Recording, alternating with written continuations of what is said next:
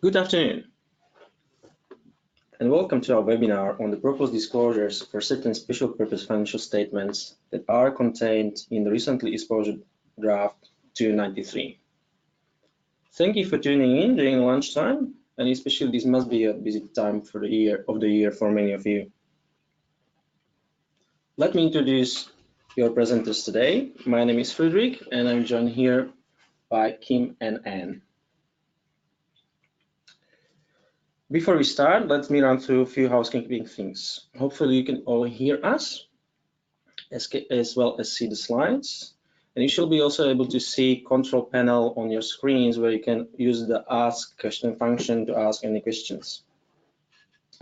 You should be also able to access two handouts within that control panel, being the key facts paper summarizing the proposals and PDF of the actual exposure draft.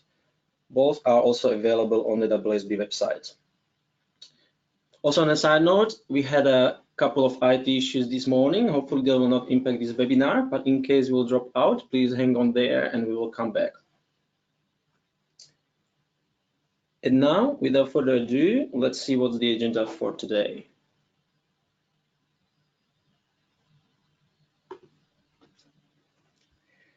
As you can see, today we would like to provide a briefing regarding the proposed disclosure requirements, explain why the amendments are being proposed, what are the proposed disclosures, who will be affected by the proposals, and also to provide an overview of the timelines. We will also walk through several illustrative examples that are included in the exposure draft as an appendix. As the proposed disclosures will form part of the financial statements, there will be also audit implications, which Anne will discuss in more detail later in the session. Lastly, we would like to make this session as interactive as possible, and while we have a Q&A section towards the end of the webinar, please, if you have any questions as we move through the content, please raise them using the Ask the Question option on the control panel.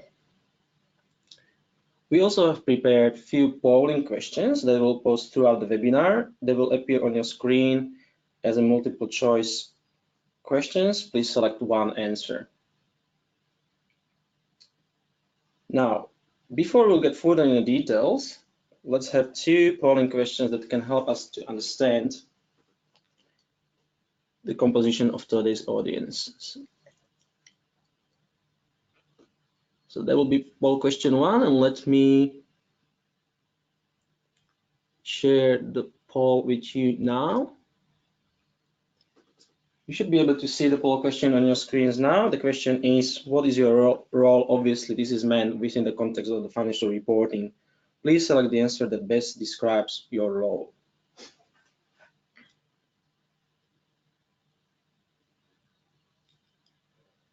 I can see that we are getting to 70% of participants have voted. We'll give it another 10 seconds.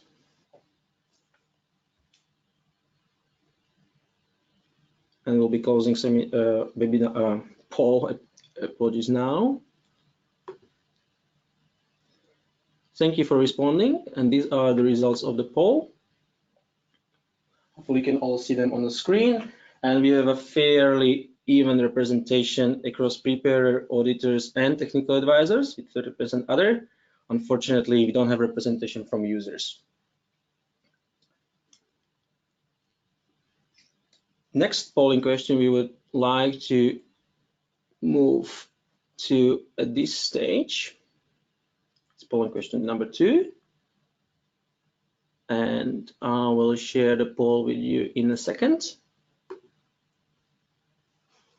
You should be able to see polling question on your screen. The question is, which sector do you or your clients represent?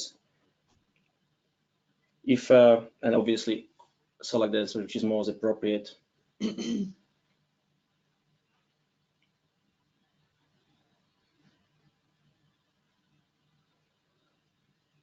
We are getting towards 60% of respondents. We'll be closing poll in 10 seconds. Closing poll now, and we'll share the results And as you can see, we have a good representation across for-profit and not-for-profit sectors. Thank you very much for actively participating in this webinar already. And at this point, I will hand over to Kim to talk us through the background of the proposals.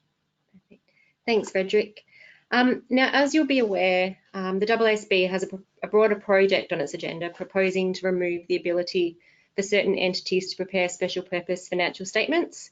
The project is being undertaken as research and anecdotal evidence tell us that there are a number of problems with SPFS reporting, including SPFS lacking consistency, comparability, transparency, and enforceability. Obviously, the so-called SPFS problem arises due to the reporting entity concept, a uniquely Australian concept, with Australia being the only jurisdiction which allows entities to self-assess whether they prepare general purpose financial statements or special purpose financial statements.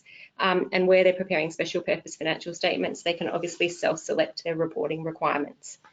Now, the AASB has been extensively researching SPFS reporting, and this research demonstrates that there are users of special purpose financial statements. Now, while we understand that special purpose financial statements are typically prepared for a specific purpose, and there is an expectation that users of those special purpose financial statements can therefore demand any information they require, the results of our research indicate that this is often not the case.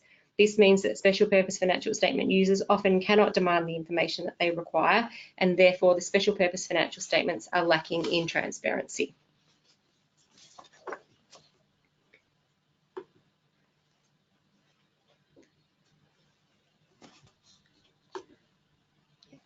So, why are the proposed disclosures needed? As mentioned, our research demonstrates that there are users of special purpose financial statements, and as can be seen on this slide, approximately 98,000 sets of financial statements are purchased from ASIC each year, at least some of which are special purpose. In the not-for-profit space, we also note that there are approximately 16,000 sets of financial statements of large and medium charities that are freely available on the ACNC website, and we know that approximately 1/3 of these are special purpose financial statements. Now, feedback obtained from users of special purpose financial statements indicates that comparability, transparency, comprehensibility, and consistency are what is most important to users when they're reading financial statements. And to put it another way, comparability of the recognition and measurement requirements in Australian accounting standards was noted as something considered to be extremely important to users. And our research further indicates the current lack of clear disclosures in special purpose financial statements regarding R&M practices means it's difficult for users to confidently assess an entity's level of compliance or otherwise with the recognition and measurement requirements in Australian accounting standards. Now, this is something that was echoed by the findings from recent soon-to-be published academic research, which Frederick will now take you through. Thank you, Kim. These slides depict the results of soon-to-be published research that AASB commissioned into the for-profit entities lodging public special purpose financial statements with ASIC in 2018 to see how extensively the SPFS are being used and whether the quality of those SPFS is meeting the information needs of their users. As you can see, the extent of compliance with recognition measurement requirements in accounting standards was not initially clear to the researchers for 34% of the entities. And accordingly, users may not be able to determine what additional information they might need. Notably, after further qualitative assessment of the detailed accounting policies of these 34%, something that we refer as a stage 2, compliance with the recognition measurement of 14% of these entities still remain unclear. Researchers also noted that 10% of the entities preparing SPFS in this sample appeared to not to be voluntarily complying with all the recognition and measurement requirements, which is somewhat at odds with ASIC Regulatory Guide 85. Moving on to the next slide.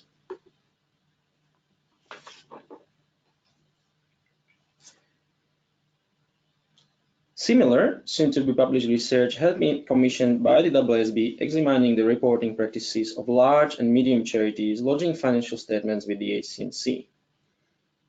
The results show that from an overall sample, large and medium charities lodging those SPFS compliance with the recognition measurement was not clear for 44% of these charities. In addition, in many cases, the researchers were also unable to ascertain whether or not the entities have fully consolidated their subsidiaries or equity accounted their associates or joint ventures.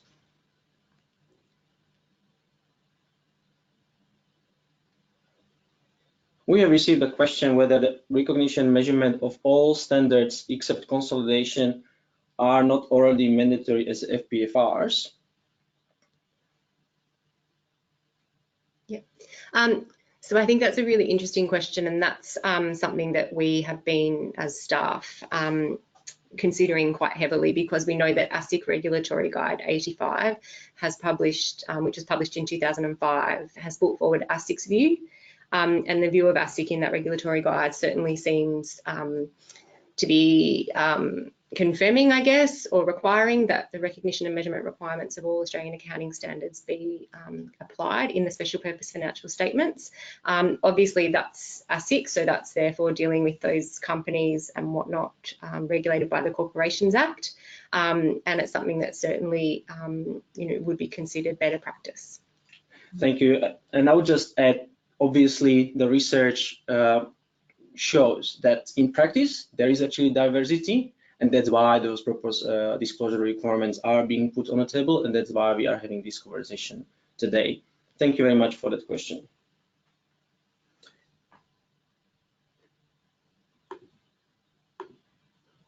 Moving on to the next slide. As we have mentioned earlier, the board is currently undertaking a broader project which will propose to remove ability to prepare special purpose financial statements for certain entities. However, this project will take some time. Given the low levels of transparency and comparability within special purpose financial statements that we have just seen, and in addition, these special purpose financial statements being available on public record, the board decided to propose as an interim but urgent measure to require an explicit statement whether or not the accounting policies applied in SPFS comply with all the recognition and measurement requirements in accounting standards. The proposed disclosure is not necessarily expected to be an onerous requirement, as the amendments do not require entities to change their accounting policies. That said, understanding how closely the accounting policies are aligned with the recognition measurement requirements should and may help entities assess the impact of any future transition from SPFS to GPFS if and when it occurs. So in other words, this can be seen as a stepping stone on a journey towards GPFS if and when entity may need to move. In addition, understanding which recognition measurement requirements have been applied and which have not been applied is part of the good governance.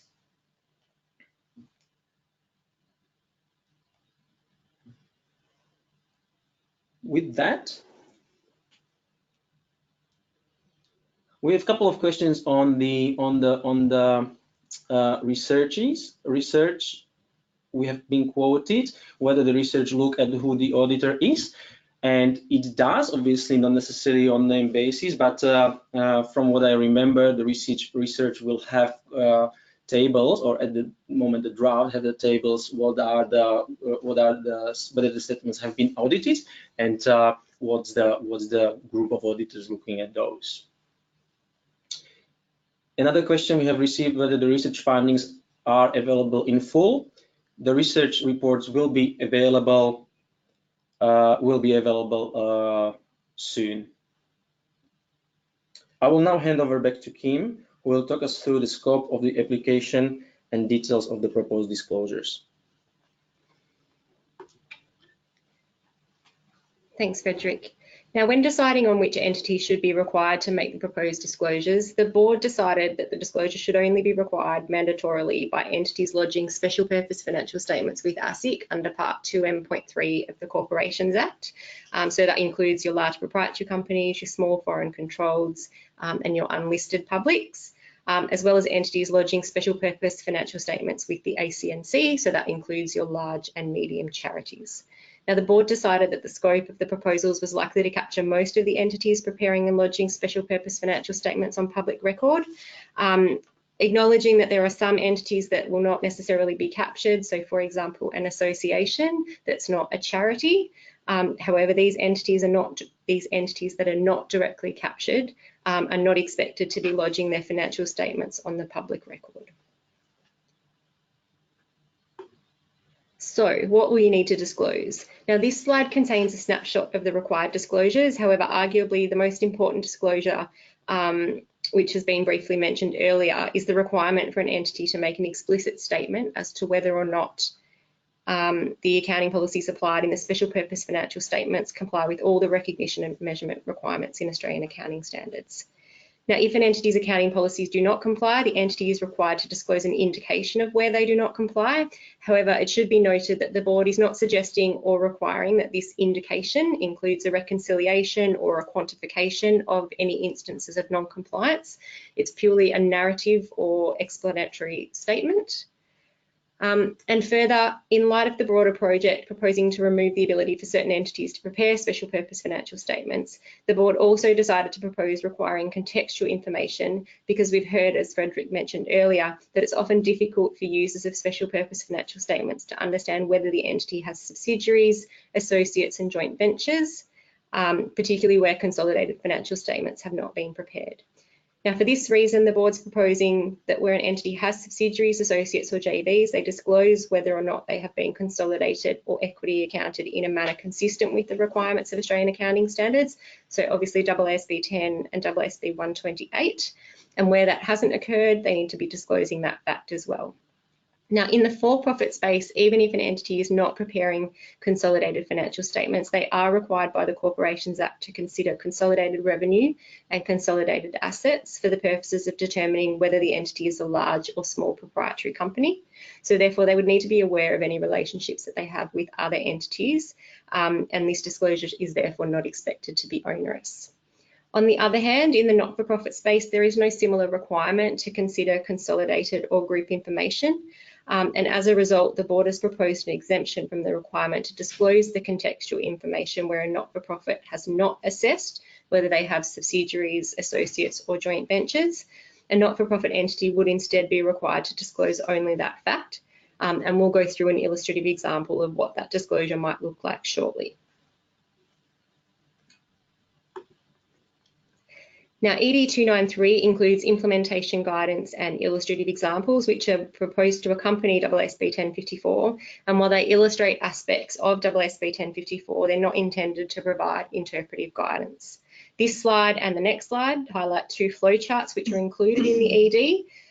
And the intention of them is to summarise some of the key decisions in determining how the disclosure requirements might be applied and provide some assistance to preparers.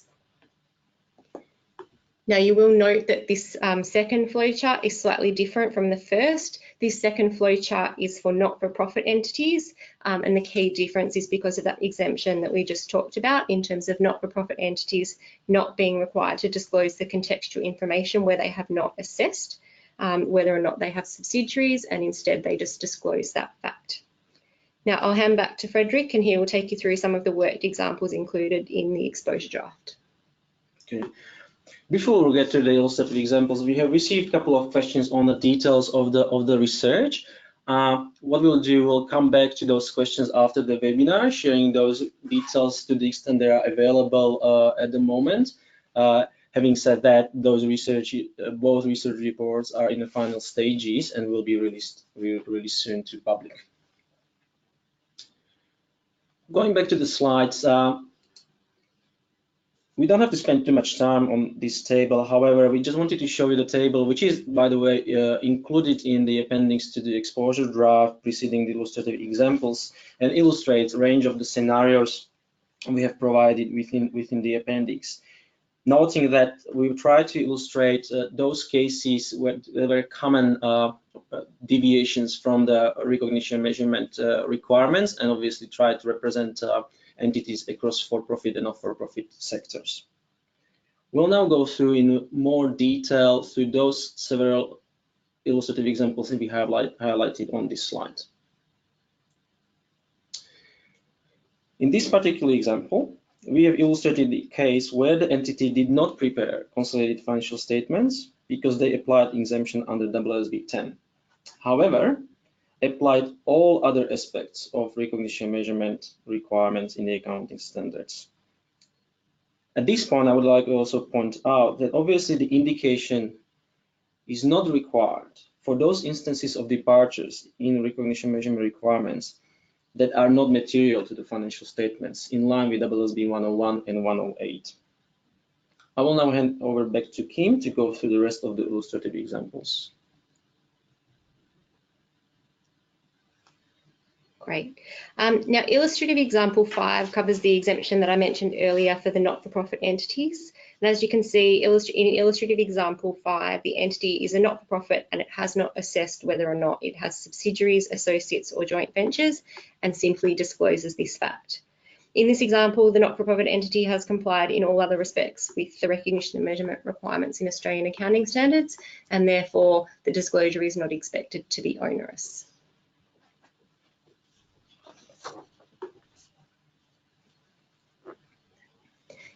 Now, as Frederick mentioned, the illustrative examples are based on common instances of non-compliance with the recognition and measurement requirements in Australian accounting standards, which were noted during our research activities. Illustrative example 6 is the first to illustrate non-compliance with the recognition and measurement requirements in Australian accounting standards. And as you will note, the differences in this case are not considered extensive, as non-compliance is limited to not recognising deferred tax and therefore non-compliance with AASB 112. On the other hand, illustrative example 8 also illustrates non-compliance with the recognition and measurement requirements in Australian accounting standards. However, in this case, the differences are extensive. So we can see that there is non-compliance with AASB 1058. There's also non-compliance with AASB 119, and those differences, as Frederick mentioned, are considered to obviously be material. In this example, there are 2 alternative disclosure presentations illustrated. The first, where the entity could disclose the accounting policies applied in the financial statements, including an indication of where they don't comply within this note disclosure, or the entity could include a cross-reference to the disclosure which outlines the significant accounting policies disclosed elsewhere in the special purpose financial statements if preferred. We are moving on to the poll question number 3, but we are receiving further questions, which is great. I'm not sure whether we'll be able to answer all of them here on the spot, and some of them are in relation to details and or specific acts, like for example whether the Western Australian Association Act requires for medium-large associations they comply with accounting standards, and whether the disclosure with R&M will be required. I don't think so, based on my understanding of the scope of the proposals, but we'll look into this particular question in detail, and we are recording all the questions, and we will absolutely come back to all those that pose those questions after the webinar, if that's okay. Now, on to poll number 3. Let me share the question with you. Hopefully you can see the question on your screen now. And now we have covered the proposed disclosures and those illustrative examples. We would like to ask you whether you agree that the proposed disclosures will improve transparency and comparability of the special purpose financial statements. We are getting to 60% of votes. We'll leave poll for another 10 seconds.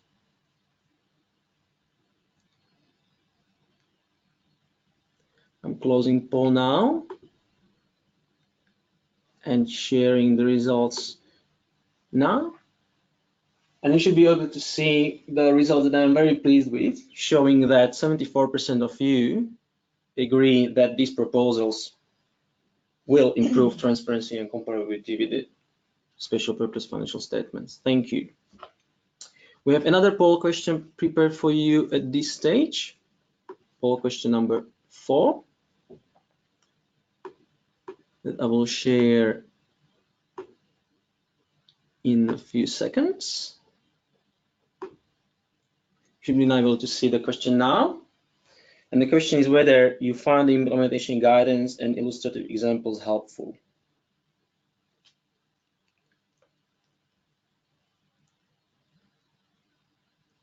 We are getting close to 50% of votes. We'll leave poll open for 10 more seconds.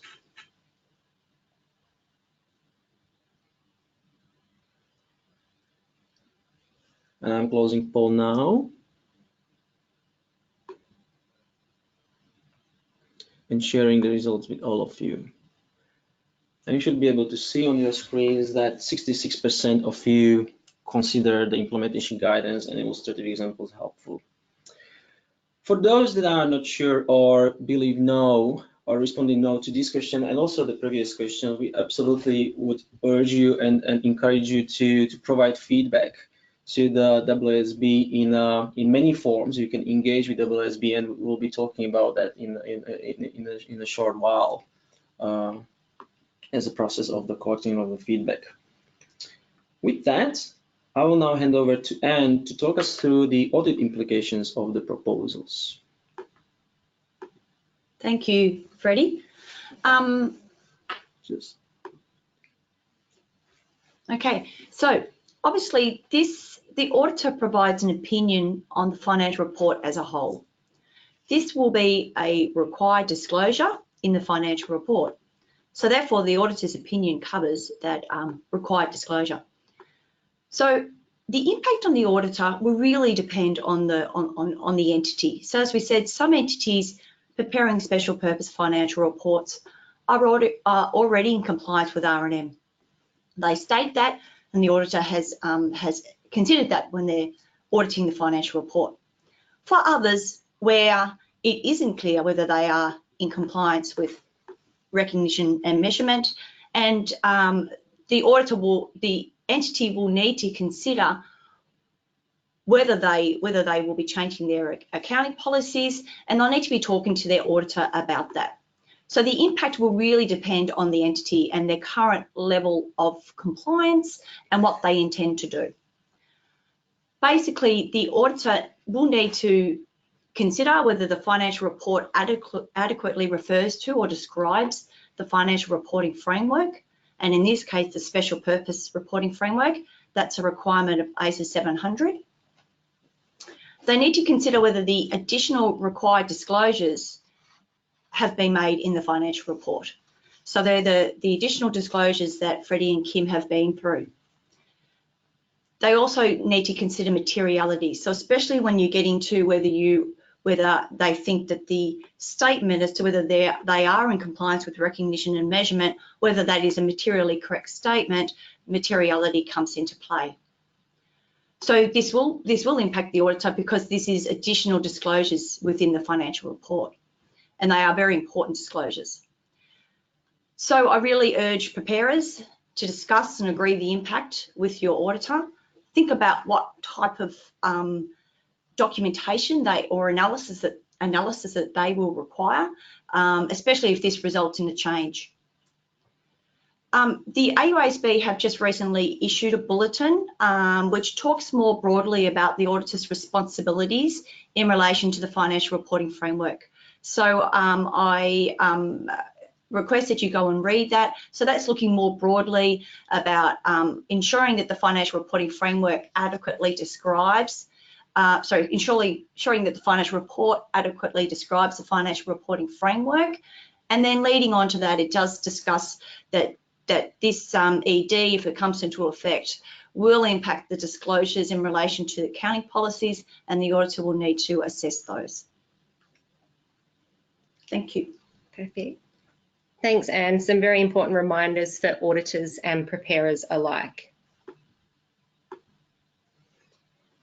So in respect of the proposed timeline, the proposed effective dates for the amendments is for annual periods ending on or up to 30 June 2020, with early adoption permitted and indeed encouraged. Now, while the proposed effective date is not too far away, the board decided to proceed with proposing an effective date of annual periods ending on or after 30 June 2020, given the proposed amendments are narrow in scope and do not require an entity to change their accounting policies. They merely require an entity to provide disclosure regarding, among other things, whether or not they have complied with the recognition and measurement requirements in Australian accounting standards, and provide that indication where they have not.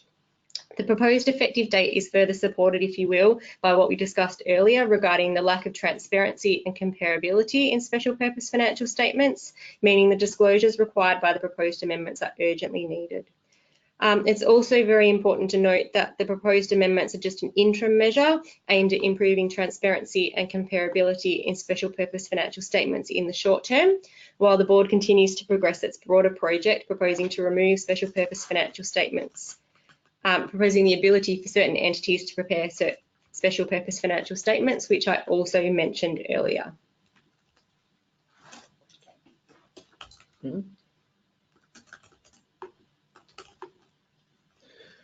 This takes us to the poll question number 5. Thanks, Kim. Before we get to the poll, there is a few questions on whether the slides will become available, and I believe they will. They will be available from our website, and some questions on the availability of the research. Yep, unfortunately, we would love to have the research publicly available. Again, that research will be available soon. And reminding people that the comment period ends up on the 19th of August. And another question was on whether the illustrative examples. The illustrative examples are contained within the exposure draft, and whether the copy of the webinar will be available on AASB website. Absolutely will be. There's actually a few questions that I missed as they are popping up on the screen. And again, I'm just going to reiterate our commitment to come back to you on those questions. With that, moving on to the question or poll question number 5, where we would like to ask, and I'm launching the poll that you should be able to see on the screen. Now, hearing about the proposals and the timelines, if the proposals are enacted as a final standards prior to 31st December 2019, do you plan or recommend to your client early adopt?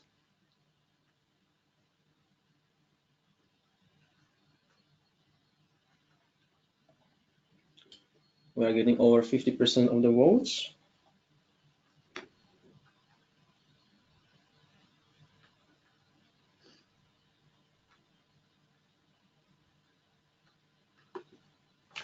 Over 70 votes now, and I will close poll now, and I will share the results with all of you, where you can see that 37% of at this stage is planning to early adopt, which is pleasing to see. 34% is unsure, which is understandable given where we are within the comment period and the stage of these proposals. 29% does not plan to early adopt, which is not surprising either. That actually takes us to the end of the planned agenda before we'll get to the final closing remarks and the way how you can engage with the AASB. We just received another question. What the likely timeline of the implementation of the full removal of special purpose financial statements? Again, this is the project that is underway, and I'm looking at Kim that there is a timeline of the release of the ED. Yes, yeah. So at this stage, we're expecting that the exposure draft addressing those proposals will be released in mid-August, with comments due likely to be due around mid-November at this stage, and a proposed effective date of 2021. So June year ends 2021, so annual periods beginning on or after 1 July 2020. And I think it's important also to remind people that the scope of this ED proposing ability to prepare special purpose financial statements will apply only to the sum or subset of the entities preparing special purpose financial statements now, which is maybe different, or which is different to the scope of the entities that will be captured by the proposals for disclosure of the recognition measurement requirement compliance. Yeah, potentially. So obviously the scope of the proposals in ED 293 is those entities within the scope of or required to comply with AASB 1054. So that's your entities regulated by the Corporations Act and the entities that are regulated by the ACNC. The proposals in the other exposure draft we've just briefly mentioned, they will have a slightly different scope, and we're, yeah, as I said, hoping to issue that exposure draft in mid-August. Yeah. There was one question on whether research, what users the research have identified, and I don't have the research results in front of me, but we already touched on that. They are obviously existing the users, demonstrating the 98,000 of purchases of the financial statements of ASIC, and obviously being the financial statements lodged with ACNC being publicly available. And I think all of us, through our professional careers and lives, would have downloaded whether it's some type of SPFS or from the ASIC website, and are not necessarily users that can direct the preparation process of the financial statements.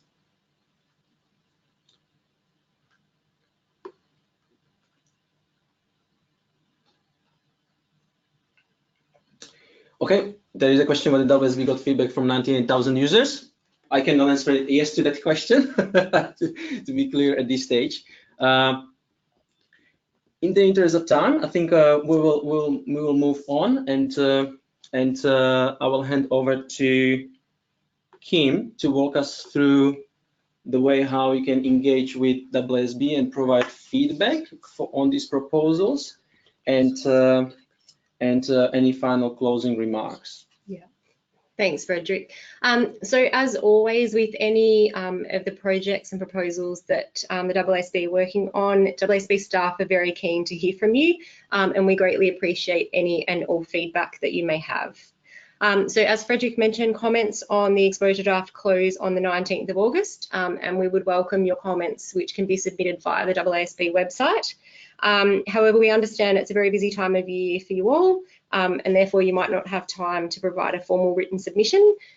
With that in mind, AASB staff are more than happy to receive feedback by email, so you can send that feedback to standard@aasb.gov.au, or you're welcome to send it to Frederick and myself, and I'll provide you with our contact details shortly.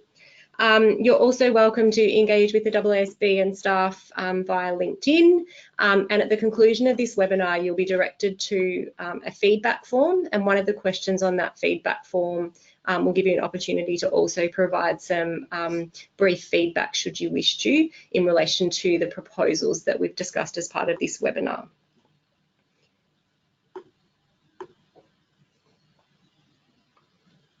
Perfect. So we're now almost out of time. As mentioned, this slide contains contact details for myself, Anne from the AASB, and also Frederick. And again, I can't stress enough that any and all feedback is welcomed.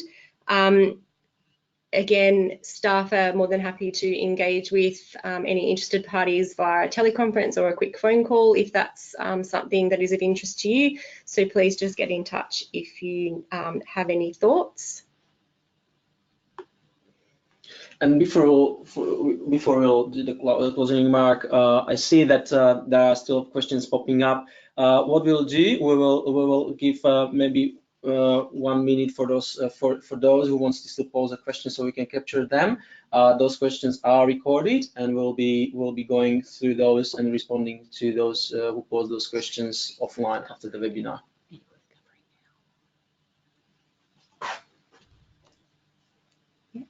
Okay.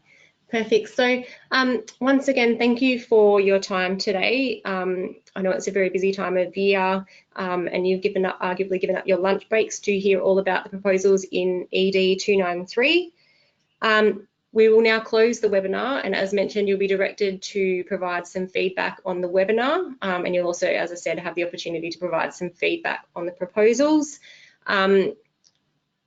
We thank you for your time. We thank you for your participation. As Frederick mentioned, there are a number of questions which we haven't been able to answer, so we're committed to coming back to you offline and covering those. And on that note, thank you for your time today, and enjoy the rest of your day. Thank you. Thank you.